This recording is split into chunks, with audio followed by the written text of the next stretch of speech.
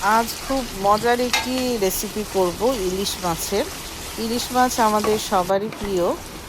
ইলিশ মাছে আসলে খুব বেশি মশলার প্রয়োজন হয় না, আর যে কোনোভাবে রান্না করলেই খেতে ভালো লাগে। ইলিশ মাছের পাতলা ঝোল করছি, সেজন্য তেলের মধ্যে পেঁয়াজ এবং কাঁচামরিচ নিয়ে নিলাম। নিয়ে কিছুক্ষণ ভেজে এর উপরে একটু গুঁড়ো মরিচ আর একটু গুঁড়ো হলুদ দিয়ে দেব। এছাড়া সামান্য একটু জিরা দিব শেষে। আর কোনো এখানে মশলা হবে না। লবণ তো দিতে হবে আন্দাজ মতো। আমি মশলাগুলো দিয়ে অল্প পানি দিয়ে কষিয়ে নিচ্ছি।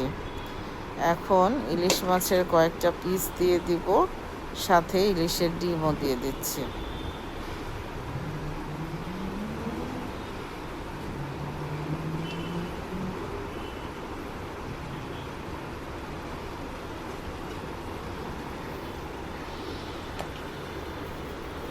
ইলিশ মাছ খুব তাড়াতাড়ি সেদ্ধ হয়ে যায়, বেশিক্ষণ রাখতেও হবে না। মাছগুলো দেওয়ার পর কিছুক্ষণ পর উল্টে দেব, এরপর হয়ে যাবে রান্না।